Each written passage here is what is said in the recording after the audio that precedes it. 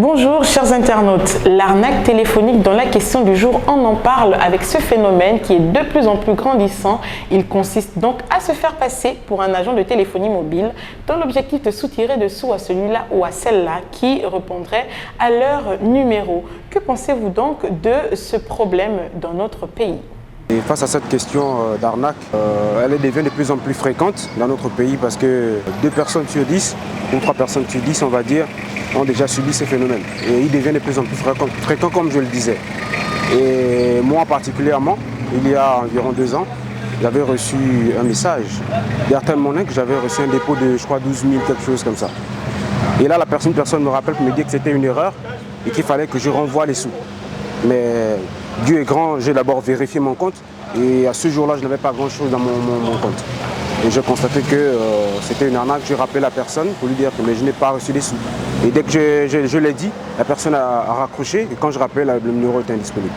Donc c'est un phénomène qui devient fréquent et nous souhaitons que Airtel essaie de mettre des paramètres en place ou encore des stratégies en place pour pouvoir freiner, sinon stopper ce phénomène dans notre pays parce que beaucoup de personnes sont victimes. Et moi, c'était juste 12 000 francs qu'ils ont voulu m'arnaquer. Il y a des personnes qui perdent des sommes importantes. Je conseille à Airtel de prendre au sérieux ce phénomène. Et voilà, souvent, c'est vraiment protocolaire.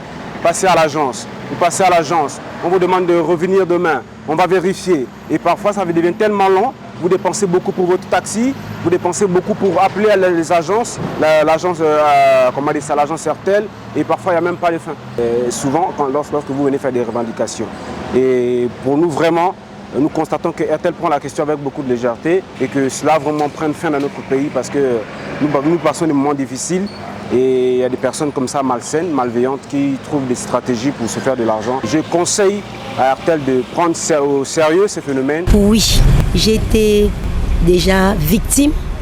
J'ai reçu, comme dans mon numéro Airtel, je ne sais pas comment ils font, jusqu'à même mon nom de famille, tout.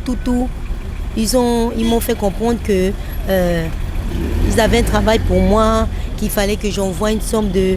Donc j'ai été très vigilante, dire que c'est quelle société. Je n'ai jamais déposé le dossier dans telle société, mais ils m'ont demandé les frais.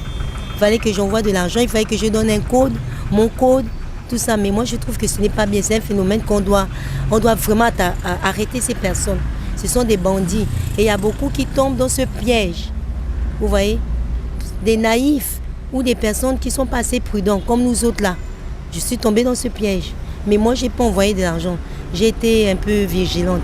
Parce qu'ils ont demandé le nom le numéro de compte, là où tu habites. Et j'étais surpris qu'ils connaissaient même mon propre nom. Donc moi, je trouve que ce sont des bandits, des arnaqueurs. Il faut qu'on les arrête. Fréquemment, je pense 2 à 3 fois déjà, à 2 reprises. C'est un phénomène qui n'est pas bien, c'est pas bien, c'est des choses à condamner. J'ai eu ça, là où le gars m'a... Un arnaqueur, non mais écoute, il s'est fait passer pour une maman. Il a la voix d'une maman, il te dit non, mais écoute, mon fils, avec la voix de la maman, une vieille maman, non, mon fils, renvoie-moi mon argent, je t'ai envoyé 80 000 dans ton compte et tout. Effectivement, tu as le message 80 000 dans le téléphone, mais quand tu rentres, il n'y a pas d'argent, il n'y a rien dedans. Donc, si tu n'as pas le sang-froid de pouvoir faire attention pour regarder et tout, tu vas te faire arnaquer. J'étais victime, une dame m'a appelé un bon matin. Madame, je vous envoie 25 000. La voilà, c'est une vieille maman. Je ne sais pas si c'est un jeune qui joue avec, on ne sait pas. Oh, je vous envoie 25 000. J'avais aussi mon argent là-bas dans le téléphone. Oh, je vous envoie 25 000 là, pardon, ma fille, je suis à Mouila là. Tu peux me renvoyer l'argent là? Ouais. Moi, je ne savais pas. Je regarde mon téléphone. J'ai d'abord 50 000 dedans. Mais quand je regarde, c'est un message que tu as envoyé, qu'elle m'a renvoyé, qu'elle avait déjà reçu l'argent. Elle me dit, maman, tu es déjà à quel niveau? Je dis, je suis loin, le boutiquier est loin. On peut rester toujours en contact, on peut parler. Je dis, maman, non. Je suis loin de chez le boutiquier. Tu es où? Je dis, je suis en province. Mais toi, tu es où? Moi, si je suis en province, je suis à Mouila. C'est son mot qu'elle nous dit à chaque fois. Et ma soeur ici a été victime de ça. En tout cas, beaucoup de gens étaient victimes. On veut que ça s'arrête. Les gens, on est fatigués. On a même déjà peur de mettre l'argent dans les comptes. Comme les gens d'Airtel viennent, on les chasse. Les gens disent, vous êtes des voleurs. C'est ça qu'on leur répond. Vous l'aurez compris, des victimes se sont exprimées à notre micro, ceux-là ou celles-là qui ont déjà subi cette arnaque et qui continuent donc de sévir sur l'ensemble du territoire. Hommes ou femmes se font passer pour des agents de téléphonie mobile dans l'objectif de soutirer des sous aux arnaqués. Un problème qui suscite donc plusieurs questions et qui nécessite donc des interventions de la part des maisons de téléphonie mobile dans notre pays pour qu'ils puissent s'arrêter. Merci d'avoir répondu à la question du jour et n'oubliez pas de rester connecté sur Newsday.